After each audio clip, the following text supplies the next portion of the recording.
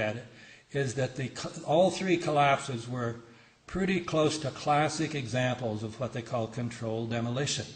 When dynamite or some kind of explosives are placed throughout the building at all the crucial points, and then they put them on a computer and they bring them down in a certain order, and therefore the building comes straight down so it doesn't fall on these other buildings, and they come down in virtually free fall speed. And that's what happened here. All three buildings. You can see them on all sorts of places on the website. You don't see them on TV anymore. They showed them the first night, and Dan Rather, bless his soul, comes right out and blurts out the truth. He says, "Boy, that looks just like controlled demolition."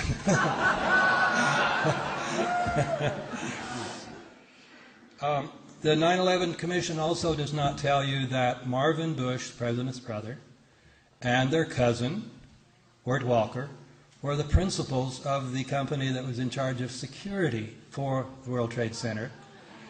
They don't, all sorts of coincidences here. They also don't tell you that there were many reports of people who worked in the building saying, we got a shutdown order, so for 3 days we couldn't go in the World Trade Center. There were engineers coming in and out. We didn't know it.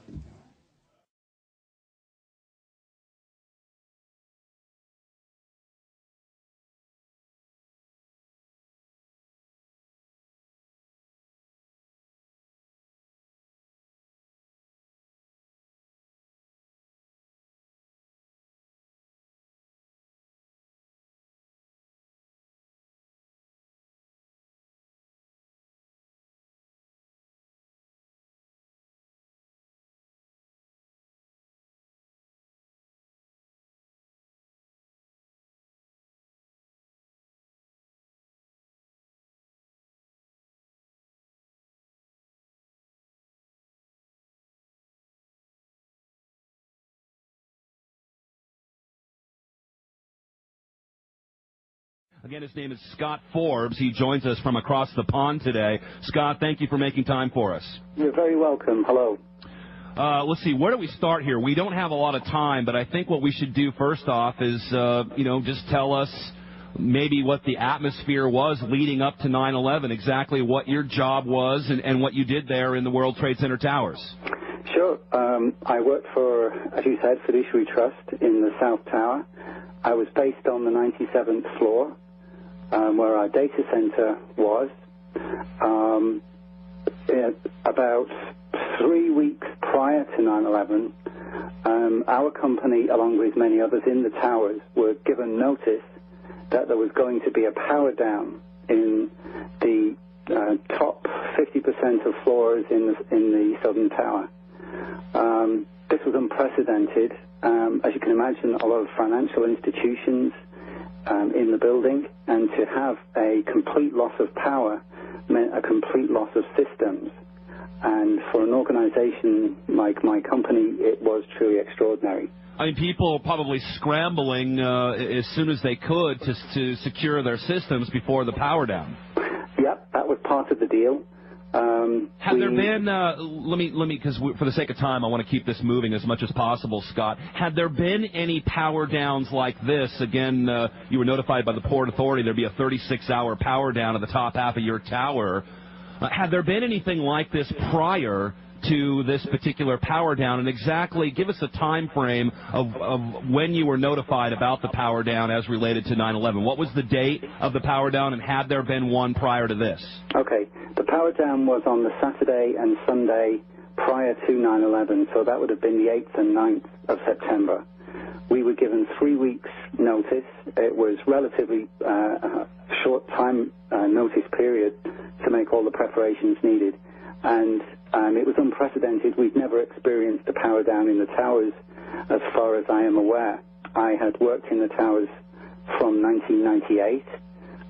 My colleagues who had been in the building well beyond that could not remember an occasion such as this, apart from the bomb incident in the early 90s. Well, let's move to this, Scott, because Now the power has been down, and you see a number of maintenance workers coming into the building. What was in your mind suspicious or notably suspicious about some of these workers coming in to come in for the power down? Actually, at the time, I wasn't suspicious at all.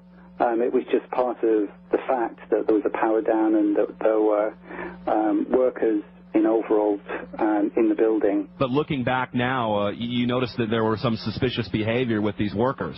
Well, of course, looking back, you question everything, and you wonder, well, one of the main reasons why I became suspicious was I got in touch with the Port Authority, and I got in touch with the 9/11 Commission to register this piece of information so that it would be acknowledged, if only to be thrown away. And I had no acknowledgement. They did not come back to me. I repeatedly called and wrote letters to them. I've had no acknowledgement. It's as if this information is of no interest to anyone, but to me it seems to be part of the puzzle and should be registered. I was not in the office on 9/11 because of working that weekend.